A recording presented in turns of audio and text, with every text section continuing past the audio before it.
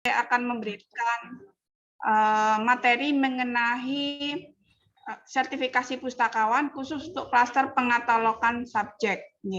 Alhamdulillah kemarin pada bulan Oktober saya sudah mengikuti dan dinyatakan berkompeten dan dimintai tolong oleh pengurus FBPM TMA untuk kemudian mengisi dalam acara kali ini. Jadi kita nanti banyak sharing aja nih Bapak Ibu. Jadi dari materi yang nanti saya sampaikan ini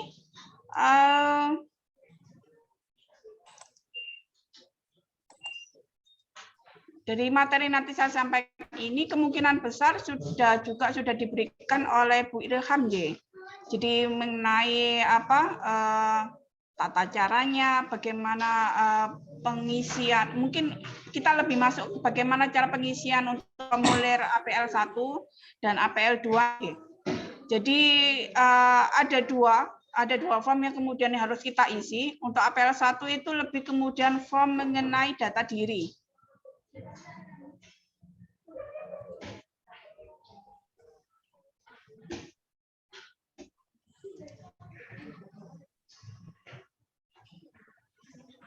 Jadi bentuknya seperti ini nanti Ibu, Bapak Ibu nggih. Ini bentuk form untuk APL 1 berisi mengenai data diri. Jadi mulai dari data diri pribadi, ada nama lengkap, kemudian nomor KTP atau NIK atau kemudian paspor yang kita miliki, jadi bisa dipilih salah satu. Kemudian tempat tanggal lahir, jenis kelamin, kebangsaan, alamat rumah, nomor telepon, dan kualifikasi pendidikan terakhir yang bisa jenengan isi. Ada juga kemudian data mengenai nama institusi atau tempat di mana kita bekerja, jabatan kita sebagai apa, kemudian alamat kantor, dan nomor telepon yang bisa dihubungi ketika panitia dari Perpusnas ingin menghubungi kita. Biasanya nanti dari Perpusnas sendiri akan membuat ini grup, jadi discussion group di WA biasanya. Jadi nanti kalau jenengan sudah submit dan kemudian sudah diundang oleh pihak Perpusnas untuk mengikuti acara di Jakarta, ataupun kemudian acara itu diselenggarakan di masing-masing daerah, maka kemudian biasanya mereka dibikinkan discussion group itu di WA. Jadi nanti proses tanya jawab bisa dilaksanakan di tempat itu. Ini masih lanjutan dari forum APL 1. Jadi di sini kemudian tujuan asesmennya yaitu bisa diisi mengenai yaitu untuk melakukan sertifikasi kalau jenengan belum melakukan sertifikasi sama sekali, atau melakukan sertifikasi ulang kalau jenengan sudah sudah pernah mengikuti. Jadi contohnya kemungkinan yang sudah di atas 2018 kan sudah, kalau sudah pernah mengikuti itu kan pakai pedoman yang lama. Maka kemudian kalau mau diulang lagi monggo. Biasanya menunggu sampai 3 tahun.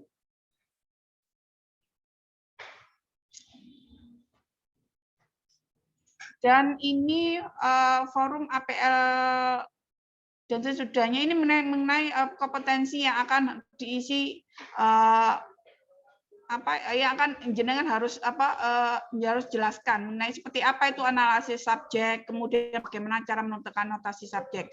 Di sini diuji benar bagaimana pengetahuan teori Bapak Ibu semua mengenai analisis subjek maupun notasi subjek. Bukti terakhir itu mengenai adalah pas foto ukuran 3x4.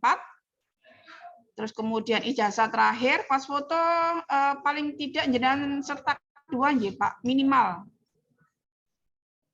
Kemudian scan KTP, ijazah terakhir. Jangan lupa ijazah terakhir ini termasuk transkrip, karena transkrip juga diminta. Jadi tidak cuma ijazah saja, tapi transkrip nilai itu juga diminta. Kemudian surat keterangan bekerja atau surat rekomendasi dari pihak kampus itu juga diminta. Surat keterangan bekerja dan surat rekomendasi itu juga diminta dua-duanya, dan daftar riwayat hidup. Ketika jenengan bikin CV, sekalian juga kalau pengalaman saya kemarin itu saya jadi bandel jadi satu semuanya. Jadi dalam CV itu nanti kemudian ada daftar riwayat hidup, ada surat rekomendasi, ada surat keterangan bekerja, ijazah dan transkrip terakhir, pas foto saya, dan termasuk kemudian berbagai pelatihan dan training termasuk seminar yang sudah pernah diikuti oleh Bapak Ibu semuanya. Lanjut untuk asesmen APL 2. APL 2 ini ada beberapa kolom pertanyaan ya, dan nanti kemudian jenengan harus sertakan bukti yang akan dibawa ketika melakukan proses asesmen. Ada beberapa pertanyaan. Intinya sebenarnya ada 2 pertanyaan yang harus kemudian dianalisis. Tidak terlampau banyak sebenarnya untuk pengetahuan subjek ini. Cuma memang memerlukan pengetahuan dasar mengenai bagaimana cara menentukan subjek yang kemudian dipakai dalam proses pengatalogan dan kemudian notasi yang digunakan. Jadi pengetahuan mengenai klasifikasi ini sangat diperlukan. Jadi di situ jenengan bisa nanti di situ biasanya asesor akan menanyakan. Jadi contohnya mereka bertanya, bagaimana cara Anda memilih subjek ini? Kenapa alasannya subjek ini dipilih? Nanti kemudian itu ditanyakan. Jadi tidak cuma Anda kemudian menulis mengenai apa itu klasifikasi dan lain-lainnya, tapi kemudian juga ditanya. Kenapa kan ada 2, jadi ada pertanyaan mengenai teori dan kemudian ada praktek. Jadi praktek lapangan langsung engineer diberikan soal. Jadi ada beberapa soal yang nanti diberikan waktu praktek lapangan itu tadi. Di situ nanti kemudian Anda ditanya jadi mengenai pengetahuan teori Anda sendiri, dan kemudian contohnya kalau kita dikasih ini ya lembar soal untuk pengatalogan subjek itu. Subjek ini dipilih, kenapa? Apa alasannya? Nah, itu nanti kemudian Anda harus jelaskan. Dan notasi subjek ini kemudian notasinya itu juga dipilih, itu apa alasannya itu juga harus dijelaskan di situ. Saya pikir dasar kembali ketika mungkin kalau ada Bapak Ibu yang dulu waktu kuliah di S1-nya perpustakaan, saya pikir sudah paham benar mengenai ini.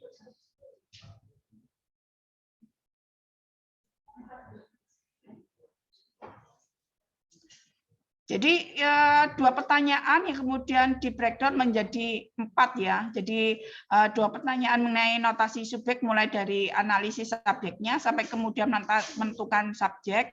Dan yang kedua itu menentukan notasi subjek. Jadi penentuan notasinya dan jadi mulai langkah-langkahnya itu harus dijelaskan juga. Jadi penyiapan proses penentuan notasi subjek, Anda menggunakan apa untuk proses penentuan notasi ini, dan kemudian dan notasi itu dipilih, itu nanti kemudian jenengan jelaskan.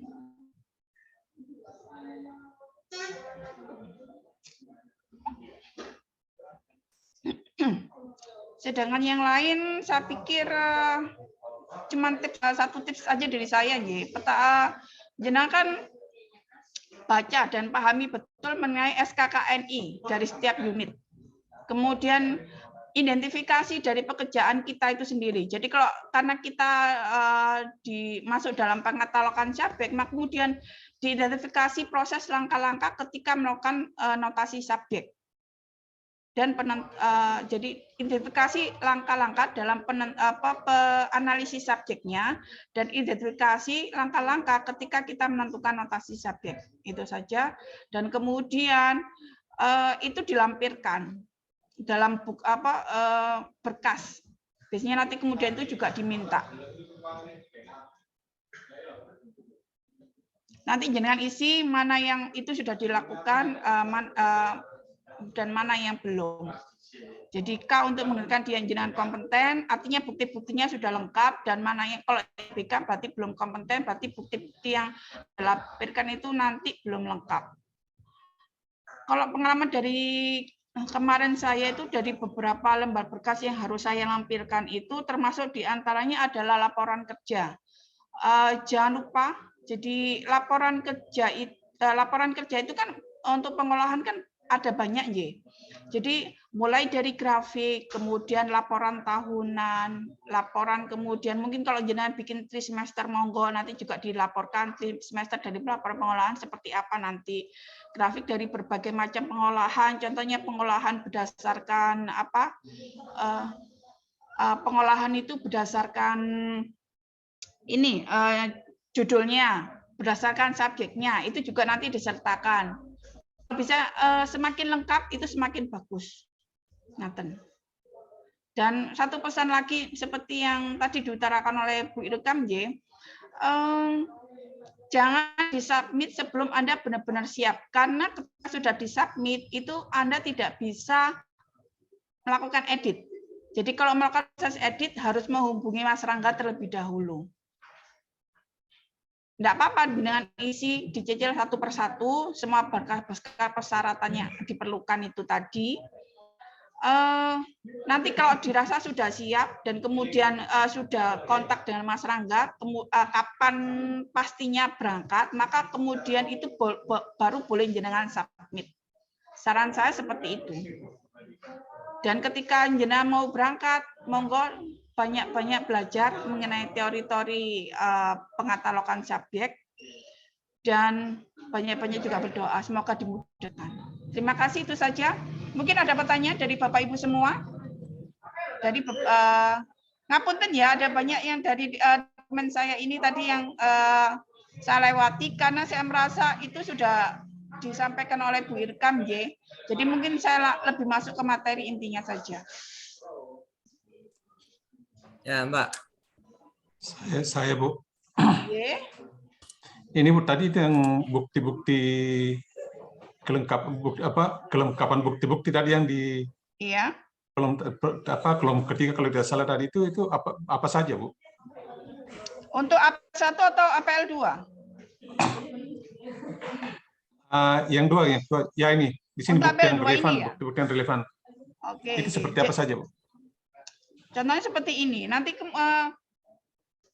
jadi bukti-bukti persyaratan untuk APL 1 dan APL 2 sebenarnya sama. Jadi contohnya bukti kelengkapan untuk administrasi, Mas. Jadi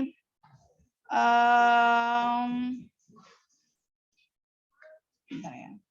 Bentar.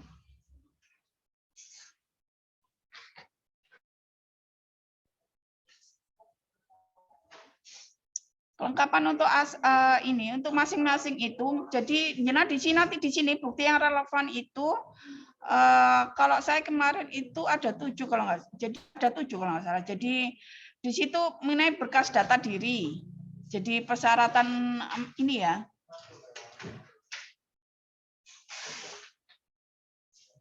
Jadi persyaratan dasar, contohnya mengenai SOP, instruksi kerja, itu jenengan lampirkan semuanya. Terus kemudian laporan pengolahan, itu juga bagian dari bukti yang harus dilampirkan. Jadi ini untuk bukti relevannya itu bukti kerja yang kita lakukan. Jadi bukti kerja kita itu kan banyak, tidak hanya cuma sekedar laporan pengolahan tahunan, tapi kemudian di situ kan juga ada SOP, ada instruksi kerja yang juga harus dilampirkan. Dan beberapa mungkin ada tambahan yang lain yang bisa jenengan tambahkan dalam proses kerja jenengan sehari-hari. Kemudian bukti yang relevan itu di kolom itu kita isi, Bu. Kita tulis misalnya di lampirannya di lampiran sekian, begitu. Iya, iya benar. Iya. Jadi memang nanti kemudian ditulis. Jadi di lampiran berapa untuk bukti itu. Jadi saran saya diklip sendiri-sendiri, Jadi nanti masing-masing bukti berkasnya itu diklip sendiri-sendiri. Contohnya kemudian SOP nanti dilampirkan sendiri. Jadi nanti ada bikin bidding sendiri aja kalau gitu ya. Jadi ada bidding untuk khusus data diri, jadi mengenai CV, riwayat hidup dan lain-lain itu jenengan jadikan satu di biddingan tersendiri. Beda dengan nanti kemudian bukti berkas kerja kita. Kalau yang APL 1 itu kan mengenai data diri kita kan ya. Kalau yang untuk APL 2 itu lebih khusus mengenai pekerjaan kita sehari-hari. Termasuk diantaranya seperti yang saya sebutkan tadi, ada bukti laporan pengolahan mulai dari tahunan, trimester atau per semester, kemudian grafik yang mungkin sudah kita buat dalam 3 sampai 5 tahun kalau nggak salah sebenarnya. Jadi mereka biasanya minta sampai 5 tahun masa kerja kita itu ada buktinya. Terus kemudian SOP, instruksi kerja, atau mungkin beberapa tambahan yang lain yang masuk dalam struktur ini ya, keorganisasian itu yang bisa jenengan lampirkan. Termasuk surat rekomendasi itu masuk dilampirkan. Ada yang lain? Ya, Mbak Yuresman. Y. Masih menanyakan yang ditanyakan Mas Agung tadi itu. Tentang contohnya segini, Mbak. Melakukan persiapan analisa subjek bahan perpustakaan. Itu Ya. kan bagi ada kriteria untuk kerjanya. Berarti buktinya itu seperti contoh 1.1 bahan perpustakaan yang akan dianalisis subjeknya disiapkan. Iya. Itu punya bukti 1 berarti. Iya. Yang 1.2 juga seperti itu. Berarti setiap kata atau setiap titik itu punya bukti tersendiri. Sorry, enggak seperti itu. Jadi kalau saya kemarin itu enggak perlu kemudian bukti bahan pustakaan, enggak sih. Jadi masing-masing kayaknya kebutuhannya kan sama soalnya. Jadi bukti dari analisis subjek itu kan bisa kita ketahui itu kan di bahan hasil laporan pengolahan kita kan di situ. Itu nanti dilampirkan. Termasuk untuk notasi subjek itu kan jadi waktu kita ngeprint ini laporan pengolahan subjek itu kemudian laporan pengolahan subjek. Jadi kita ngeprint laporan pengolahan itu kan nanti di situ ada sertakan juga pengolahan berdasarkan subjek. Yang itu nanti bisa dilihat berapa nomor notasinya, subjeknya apa, itu bisa dilihat. Jadi lebih ke bukti kerja kita. Jadi tidak bisa nggak usah dijelaskan satu persatu ini apa gitu. Tapi kalau jenengan mau breakdown, mau menjelaskan itu satu persatu langkah-langkahnya, nggih monggo. Jadi contoh kriteria unjuk kerja, bahan perpustakaan yang akan dianalisis subjeknya disiapkan. Berarti apa langkah-langkahnya? Dalam menyiapkan analisis subjek itu bisa nanti jenengan bikin dalam bentuk tertulis, monggo. Karena itu nanti juga ditanyakan. Oke, Mbak, makasih. Iya. Ada yang lain mungkin? Bisa saya lanjut tanya lagi, Mbak? J, monggo. J, Bapak, begini, tadi kan kalau yang saya lakukan itu kan saya bikin log harian, semacam log harian. Kalau misalnya, kalau misalnya hari ini Kamis, saya misalnya menentukan notasi subjek dengan klasifikasinya, itu taruhlah misalnya 5 buku, 5 judul buku. Terus itu log hariannya, apakah yang dilampirkan nanti itu yang pekerjaan harian kita atau berita acaranya di akhir tahun saja? Dua-duanya aja. Saran saya dua-duanya aja. Oh iya, ya. Oke. Siap. Untuk lebih melengkapi ya. Jadi komplementer. Mungkin yang di satu kurang, kita punya yang lainnya gitu aja. Oke, terima kasih, Mbak. Ya.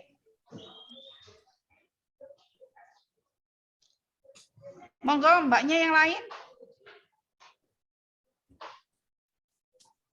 Mohon maaf, ini ada berapa peserta yang ikut, J? 10, Mbak. 10, J? Oke. Ya. Ya, 10 partisipan.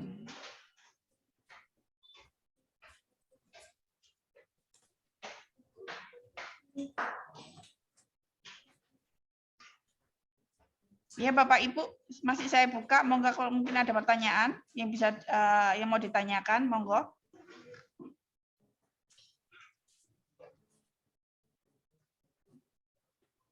Ya, Mbak, mohon maaf. Ini materi ini bisa dikirim enggak nanti, Pak? Materi apa? Seperti poin-poin ini. Biar bisa kami baca. Iya, saya sudah share ke panitia, Mas, untuk materinya itu. Oh, berarti dari panitia ya? J, nanti ke panitia, J. Nanti saya share ke panitia. J, mohon maaf, dari siapa ini?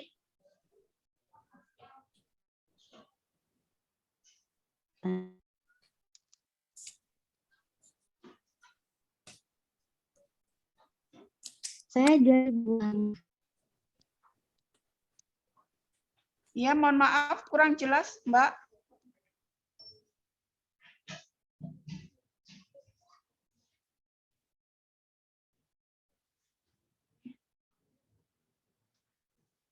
Halo?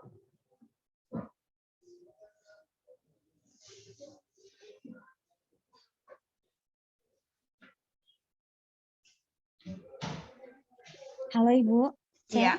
udah terdengar suaranya? Iya, iya sudah. Ya. Mohon maaf Ibu, tadi jaringan saya agak bermasalah. Iya. Izin bertanya Ibu, ini soal yang melakukan analisis subjek ini, Iya. ketika Ibu di di asesmen, bukan waktu Ibu di penilaian oleh pihak asesmennya, itu di sana cukup melampirkan bukti aja atau di sana Ibu juga disuruh melakukan analisis subjek di TKP-nya? Dua-duanya. Jadi selain melampirkan bukti, maka saya kemudian juga harus menjelaskan. Jadi proses langkah-langkah dalam analisis subjek itu harus dijelaskan, termasuk dalam penentuan subjek. Kenapa saya memilih itu harus dijelaskan.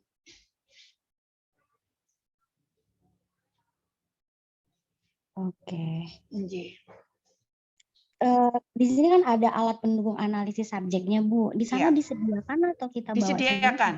Sudah disediakan, oh, ya sudah. Jadi kita tinggal pakai aja. Yang pasti kita siapkan berkas-berkas yang diperlukan untuk proses asesmen.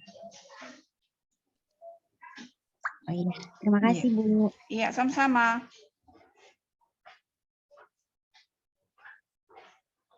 Monggo Bapak Ibu yang lain, kalau mau bertanya silakan.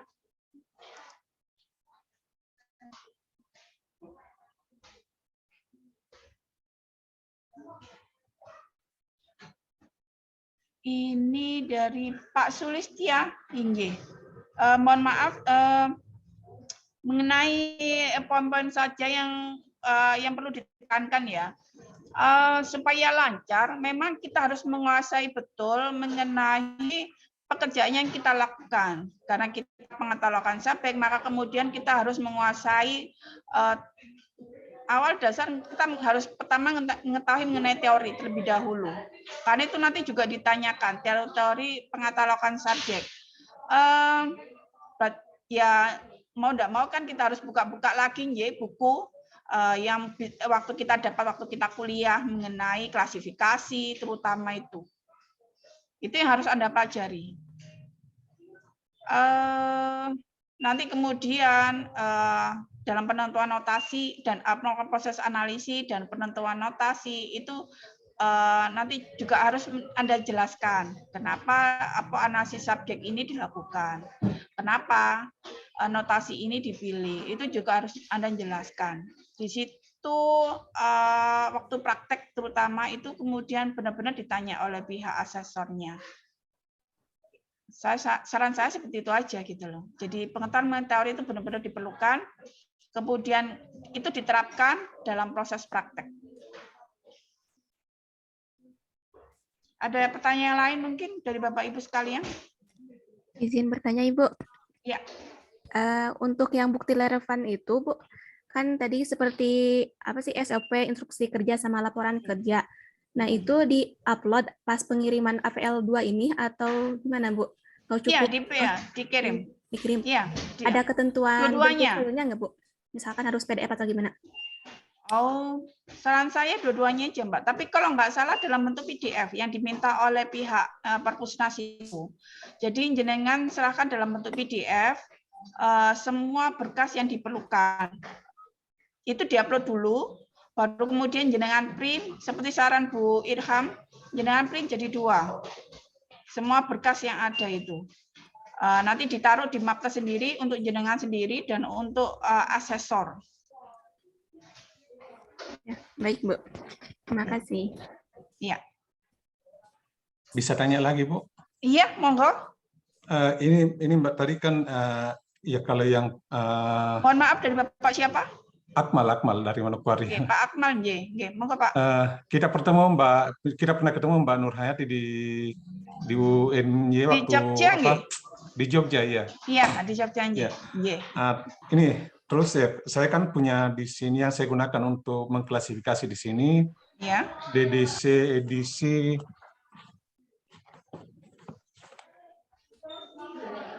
edisi ringkas yang ke-14, Mbak, yang dari terbitan dari Perpusnas itu hadiah dari teman. Nggih, 14 ya. Itu kalau misalnya kan kalau kita nanti misalnya lolos untuk sertifikasi kan pasti yang digunakan edisi terbaru. Edisi terbaru yang edisi keberapa? Edisi ke-23 kalau tidak salah sekarang. Iya, 23 terbaru sekarang ya. Ya. Nah, itu kalau kami di sini jelas belum mampu beli itu karena harganya memang lumayan mahal. Kira-kira kalau pengalaman saya misalnya taruhlah saya menggunakan edisi ringkas yang edisi ringkas itu terus ke sana nanti kira-kira ada tidak kendala yang akan saya hadapi nanti kalau tiba-tiba disuruh gunakan yang edisi ke-24 itu, ke-23 itu. Oke. Gini ya Bapak, jenengan pakai yang dari Perpusnas ya, bukan edisi yang keluaran. Iya.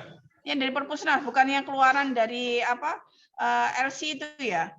Oke, kalau bukan dari Perpusnas ya. Ya dari Perpusnas. Sebenarnya intinya sama sih. Jadi mau enggak mau pengetahuan bahasa Inggris kita juga diuji. Jadi ketika Anda memilih, kita melakukan proses analisis subjek, itu kan dari bahasa Indonesia Pak sebelumnya. Di sana nanti kemudian ada beberapa pilihan, jenengan bisa pakai untuk proses analisis subjeknya ya. Itu jenengan bisa pakai yang dari Perpusnas, itu disediakan. Sedangkan untuk didesain ada didisinya sendiri untuk 23, nanti kemudian tinggal jenengan cari, itu didisi.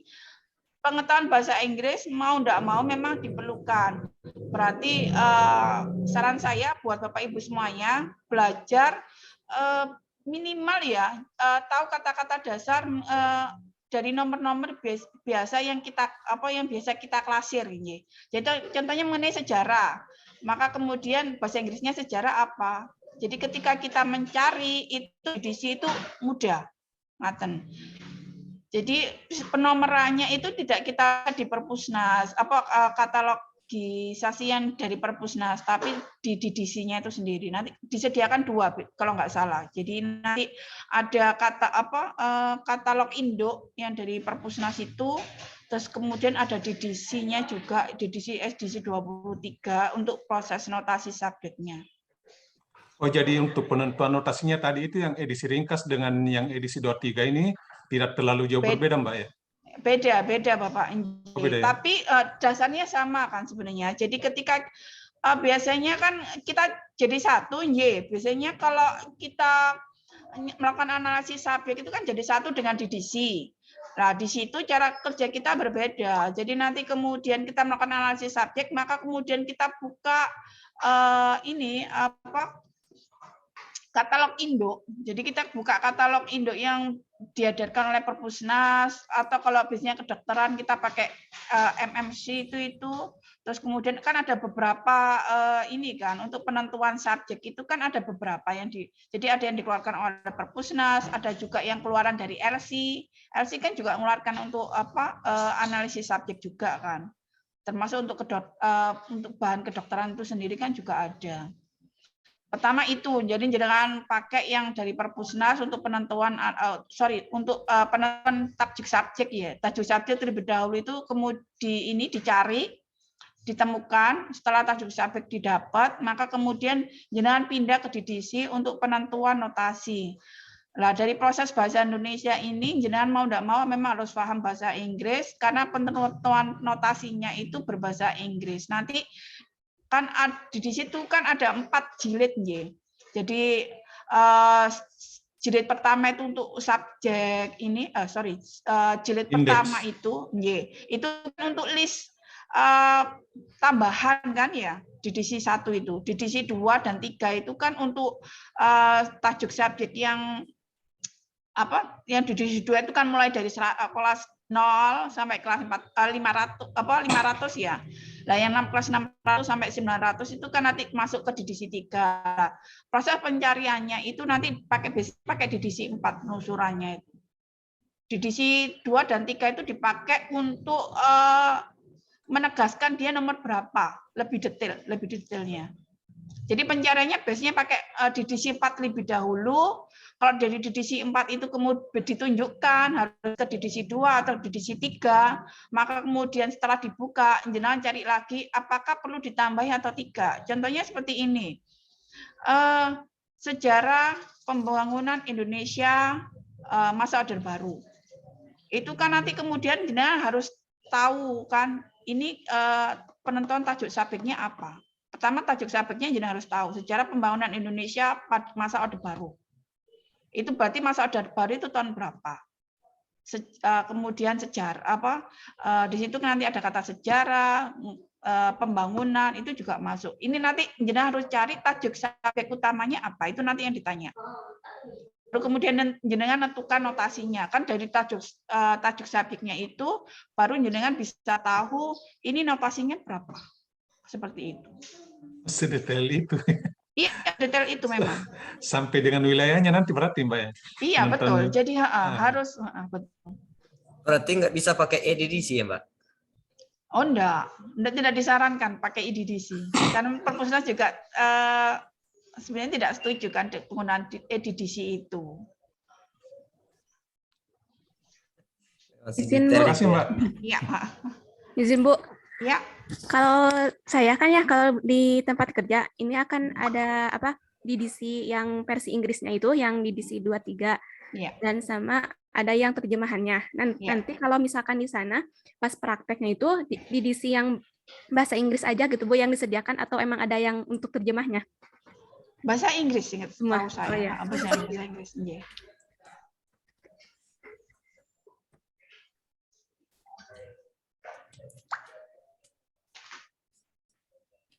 Ada pertanyaan dari Bapak Ibu semuanya? Pas kayak Pak Mbak, berjuang bulan Mei, soalnya dekat. pas kayaknya dengar bahasa Inggris itu udah loyo buatnya.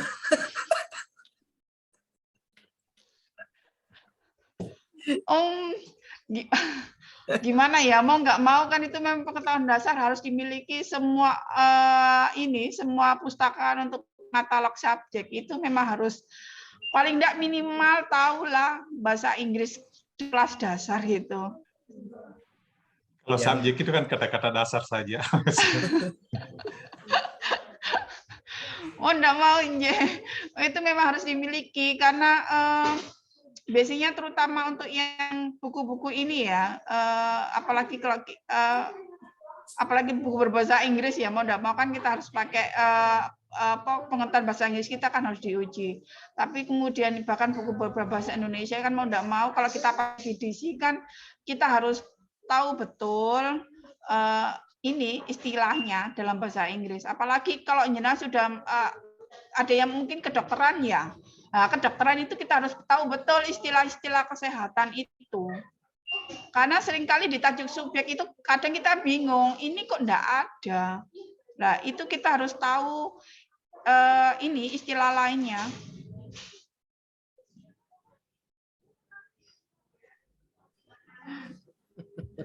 Biasanya pusing memang yang terutama untuk yang kesehatan itu kan apa itu stunting, apa itu kemudian kita kan harus tahu kalau bakteriologi kan gampang ya, bahasa Inggrisnya juga sudah jelas. Bakteriologi kan kita tinggal menerjemahkan seperti apa bahasa Inggrisnya. Tapi kan ada beberapa yang kakak aksiom atau apa itu kan kemudian kayak itu kan kita juga harus tahu kan apa itu tajuk subjeknya. Kalau dia apa ya?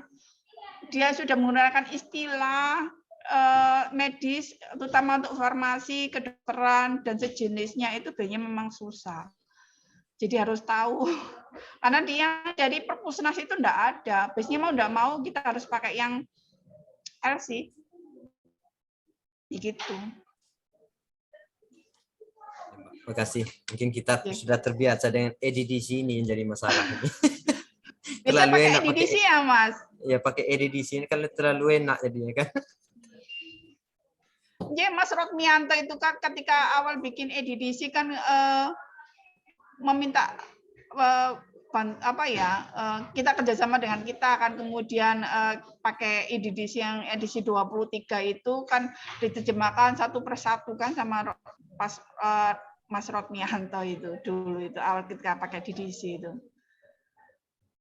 Kita yang kontribusi sebenarnya enggak pernah pakai yang dari punya Mas Rodmianto itu.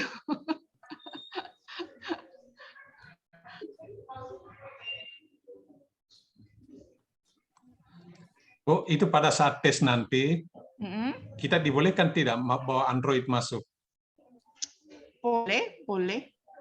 Boleh, bisa connect dengan internet juga. Boleh. Oh, iya, cuman memang bisa diawasi, digunakan. ada Berarti asesor kan di bisa sebelah ini kita. Ada asesor di sebelah kita. Masa jenah nyari-nyari teori di Google. Bukan begitu maksudnya, Mbak. Kira-kira. Misalnya ada kata yang ini, misalnya kata yang saya tahu sama seperti yang Pak Yurisma tadi sampaikan, kan misalnya ada kata dalam bahasa Inggris yang saya tidak mengerti, bisa tidak saya gunakan Google Translate di Google terjemahan yang di Android itu? Izin aja dengan ini asesornya. Izin aja, iya. izin. Iya, izin dengan izin. Ada kok fasilitas internet yang bisa dipakai, yang bisa Anda gunakan. Maksudnya wifi-nya juga nyambung kok bisa. Jadi kemarin itu kan saya sempat ada kasus transkrip nilai, jadi saya enggak bawa, sehingga kemudian harus ngontak rumah ya. Saya minta izin ibunya kemudian untuk telepon rumah untuk ngirim transkrip nilai ini di email gitu. Sebenarnya enggak masalah. Tapi kalau yang seperti itu saya kurang tahu. Coba jenengan izin aja dulu dengan ini asesornya. Karena asesor itu macam-macam, Mas. Ada yang orangnya rigid, ada yang enak gitu loh. Ada yang bantu banget. Teman saya itu kebetulan dapat asesor yang sangat membantu. Jadi dalam proses asesi itu sangat dibimbing. Jadi prosesnya bimbing mereka.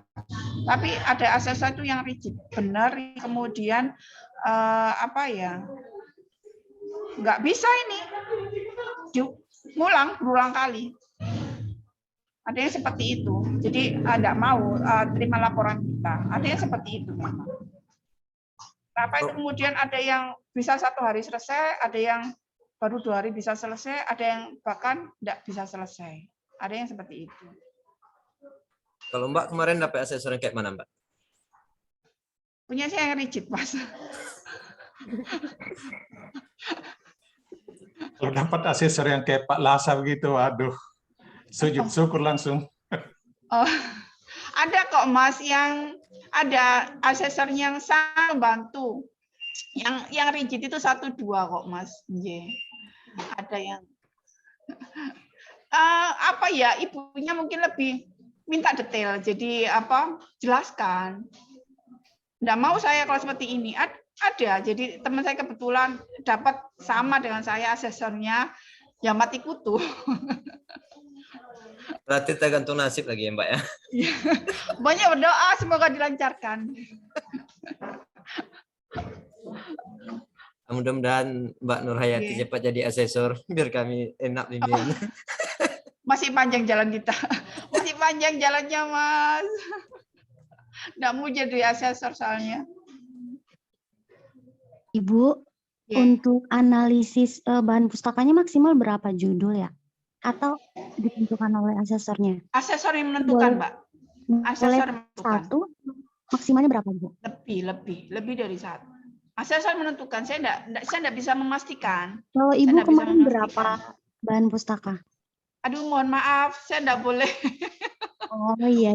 Iya, itu sudah lebih detail teknis. Ini aja sudah banyak saya florkan kan, artinya baik. Sebenarnya enggak, si pihak asesornya sudah memotivasi betul, enggak boleh loh ya dilakukan. Siap. Makasih, Bu. Oke. Kalau kita satu rumah boleh lah, Mbak.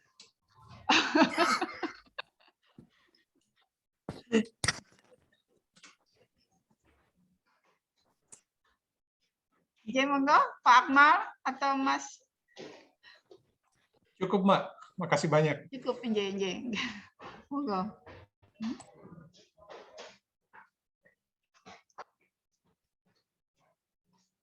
Sudah selesaikah kita ini berarti?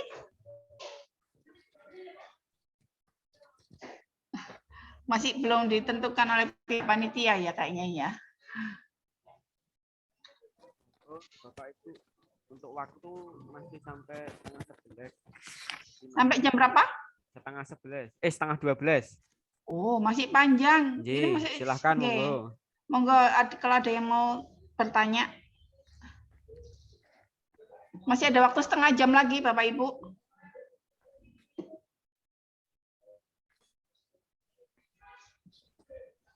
Nggak terbayang lagi pertanyaannya, Mbak. Yang jadi terbayang itu perpindahan dari EDDC ke DDC itu yang jadi terbayang itu. Sebenarnya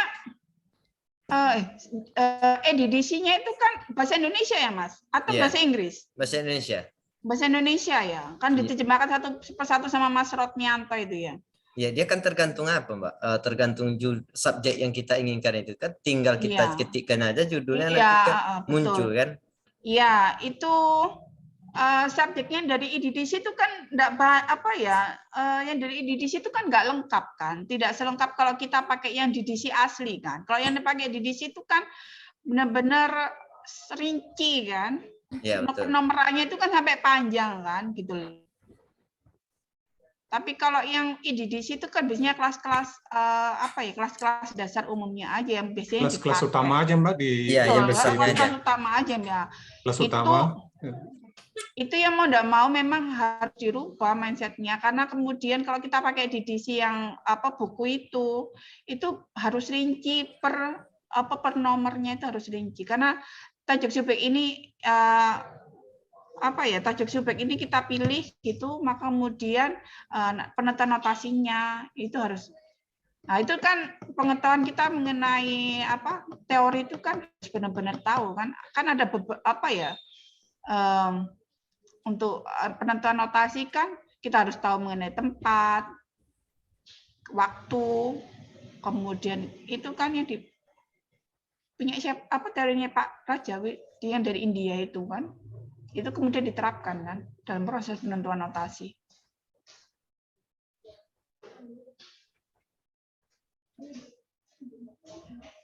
Masih bingung? Tapi sudah paham ya gambaran besar mengenai seperti apa nanti kondisinya di lapangan ya? Insya Allah ada bayangan, Mbak. Ada bayangan, insya Allah ada bayangan. Ya tinggal menyusun ininya bukti-bukti yang relevan ini yang agak kendalanya di situ saja untuk sementara.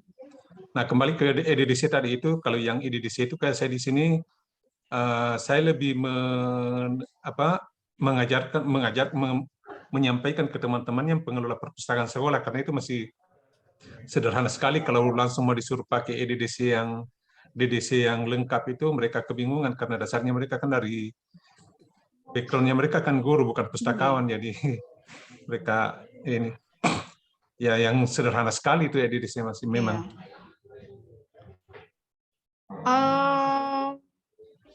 Sebenarnya begini ya, tergantung asesornya juga sih Bapak Ibu. Jadi ada asesor seperti tadi saya bilang tadi, ada yang rigid, ada yang kemudian beliaunya sangat baik, bahkan kemudian membimbing kita bagaimana cara mencari dengan benar ya. Tapi ada yang kemudian kok seperti ini, ada yang seperti itu. Jadi mau tidak mau pengetahuan kita mengenai pengetahuan subjek memang ya harus diperdalam lagi. Saran saya seperti itu aja. Buka Google, ada banyak kan pengetahuan mengenai pengetahuan subjek itu di Google. Cari aja, banyak kok. Jadi teori-teori mengenai pengetahuan subjek itu. Kalau di sini pengetahuan subjek kan cuma teori-teori klasifikasi ya itu yang kemudian harus diperdalam betul. Jangan harus benar-benar paham. Baru nanti kemudian jenengan bisa melakukan prosesnya. Seperti itu. Kalau enggak paham, agak kesulitan juga kan, soalnya untuk proses praktek lapangannya. Sebenarnya pakai EDDC atau pakai DDC yang aslinya itu kan lebih ke kalau yang pakai DDC yang aslinya itu kan notasi subjeknya lebih rinci gitu aja dibandingkan kalau kita pakai EDDC kan. Tapi sebenarnya tajuk utamanya itu kan sama.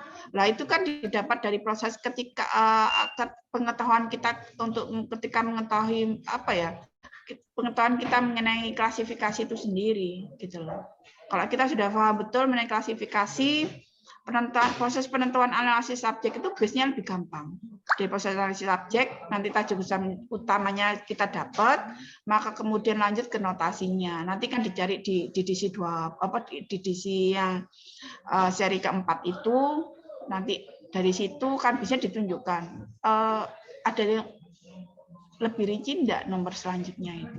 Kan contohnya gini, contohnya singkat saya bicara mengenai gizi ya. Gizi itu nanti kemudian berbagai macam kan. Ada gizi untuk ibu hamil, ada gizi anak, ada gizi A. Itu nanti kemudian jenengan harus bisa milah. Gizi ini dipakai untuk yang umum atau dipakai yang untuk khusus gitu loh. Contoh kemudian mengenai perkembangan manusia itu kan macam-macam juga. Ada perkembangan anak, ada perkembangan bayi, terus kemudian ada perkembangan lansia dan lain-lain. Jadi kan ada yang mulai dari dasar perkembangan manusia, ada kelas dasarnya seperti itu. Nanti di breakdown lagi untuk perkembangan anak. Perkembangan anak itu masa usia berapa itu nanti kan ada sendiri-sendiri. Itu nanti kan nomor penentuan notasi subjeknya itu kan nanti kemudian berbeda juga kan.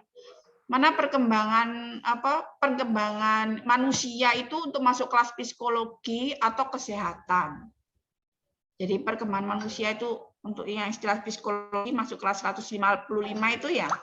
155 itu atau nanti kemudian masuk kelas kesehatan. Jadi terutama perkembangan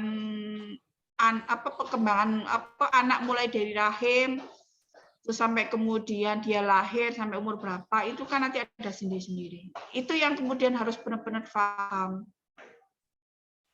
Ini untuk mana kelas, apakah dia masuk kelas psikologi atau kelas kesehatan. Itu harus paham betul tajuk utamanya. Atau mungkin contoh yang lain mungkin Bapak Ibu tahu nih. Monggo kalau ada yang mau sharing. Mbak Nur Hayati. Saya ada pengalaman, Mbak. Ya. Saya pernah dapat salah satu buku di perpustakaan daerah, judulnya Spices, rempah-rempah. Ya, rempah-rempah. Nah, makanya mereka golongkan di kelas, kalau tidak salah di kelas 600 itu di rempah-rempah. Tapi setelah saya ambil bukunya, saya baca ternyata bukunya itu tentang novel. Itu bisa tidak mungkin bisa Mbak Nur Hayati bisa sharing ke kami yang ada di room ini. Bagaimana bisa menentukan nomor kelas tanpa tidak hanya melihat dari judulnya saja. Ya. Biasanya kan dari judul itu kan ada dua toh Pak. Jadi ada judul utama, ada subjudul. Jadi harus kalau yang saya dapat ini tidak ada Mbak. Kalau yang saya dapat ini tidak ada. Judulnya cuma Spices. Itu Spices saja. Gitu rempah. Iya rempah. Oh. Tapi ternyata isinya novel tentang novel sebenarnya. Ya itu nanti kemudian itu kan bisa dilihat proses itu kan nanti dikasih kan, ini buku apa, jadi harus baca. Itu bisa dilihat dari mana, kan bisa dilihat dari mulai daftar dilihat dari kata pengantarnya, pendahuluannya, ini bercerita mengenai apa. Di situ kan baru kita tahu, ini enggak dari judulnya, enggak. Jadi kan kita lihat dari daftaris mungkin, Mbak ya. Iya, kan paling gampang ya, saran saya lihat pendahuluan. Oh iya. Pendahuluan atau kata pengantar. Kalau jenengan kata pengantar masih belum pasti gitu. Biasanya kan ada abstrak. Dari abstrak itu kan kalau enggak terlalu jelimet kan bisa kita tahu kan ini bahas masalah apa sih. Nah, kalau enggak bisa kemudian baru nanti kita masuk ke kata pengantar. Lebih jelasnya biasanya detail itu ke pendahuluan. Seperti itu. Oh iya. Iya. Ya kan tidak menutup kemungkinan ada asesor nanti yang menjebak, toh, Mbak, dicarikan judul seperti itu yang judulnya lain seperti yang saya bilang tadi itu judulnya tentang rempah-rempah. Enggak, Pak. Jadi itu kemampuan kita melakukan persuasi. Kenapa kita memilih itu? Jadi bukan jebak saya istilahnya, lebih kemudian contohnya judul rempah gitu ya. Judulnya kan rempah. Nanti kemudian dari situ kan bukunya itu kan harus kita baca terlebih dahulu kan dari kata pengantarnya, pendahuluannya, abstraknya, isinya. Dari situ kemudian kita bisa ngambil kesimpulan. Ini buku bicara mengenai apa? Di situ pengetahuan kita pengetahuan kita mengenai ini analisis subjek memang benar-benar dibutuhkan. Di situ kemudian kita memberikan alasan. Jadi proses argumen. Jadi kalau menjebak saya pikir enggak. Lebih mungkin kemudian kita harus yang berargumen. Buku ini membahas masalah ini, Bu. Ini tajuk subjeknya. Kemudian baru dicari tajuk subjeknya tuh. Jadi subjeknya mengenai ini, nanti tajuk subjeknya harus dicari. Ya, Mbak, makasih. Seperti itu. Iya. Paham ya, Makasih, Mbak. Bapak Akmal ya? Sama-sama.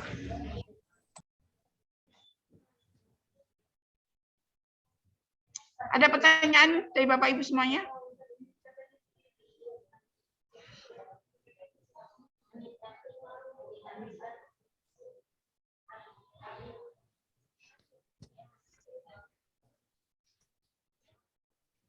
Masih ada waktu,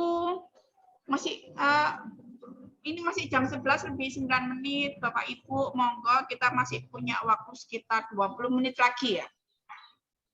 Masih cukup insya Allah kalau untuk kita mau tanya jawab.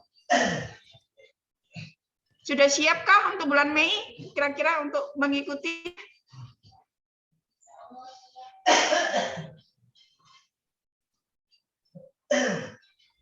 Kemarin soalnya Bu Irham berharap banget dari kita banyak yang ikut di bulan Mei itu.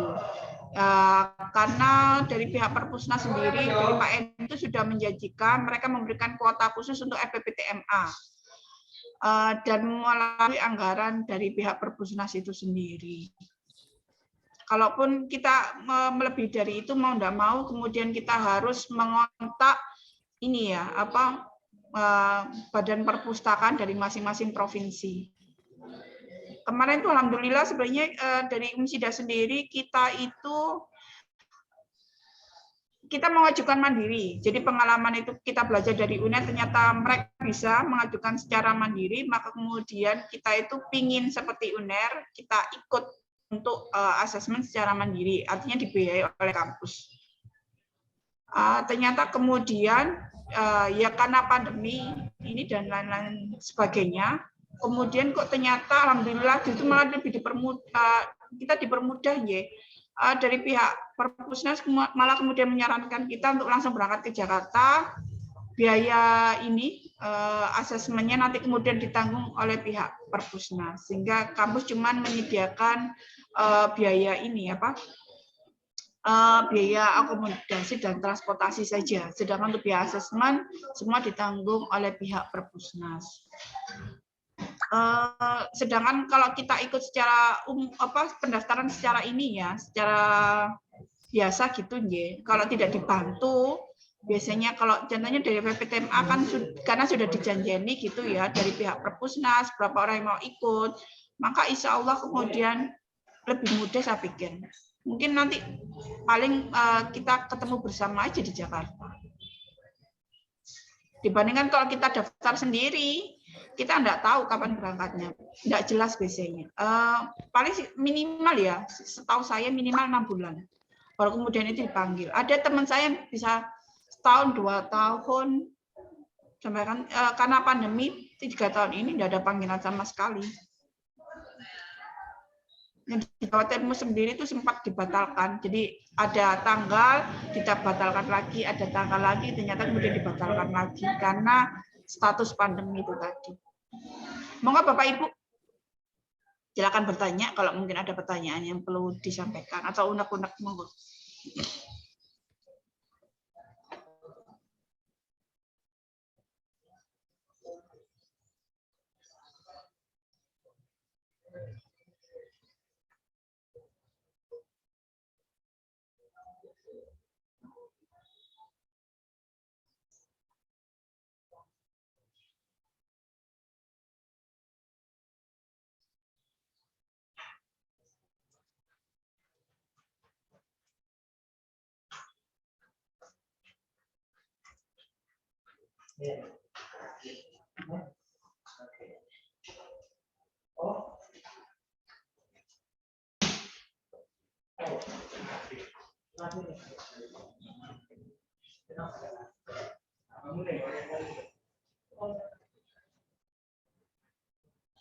Sudah berkurang menjadi 9 partisipan.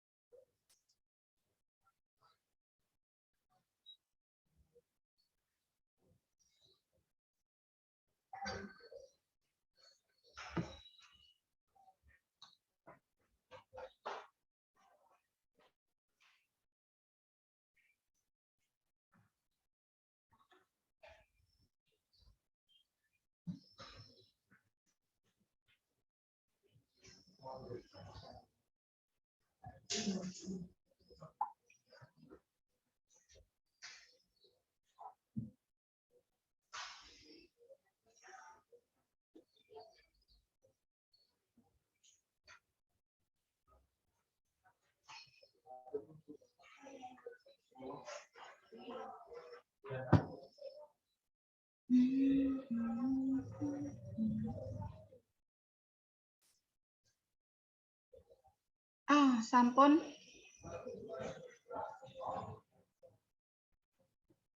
Nanti materi saya sharekan lewat panitia ya Bapak Ibu ya.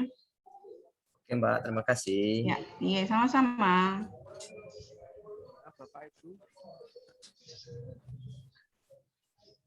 Cek dulu. Cek. Cek.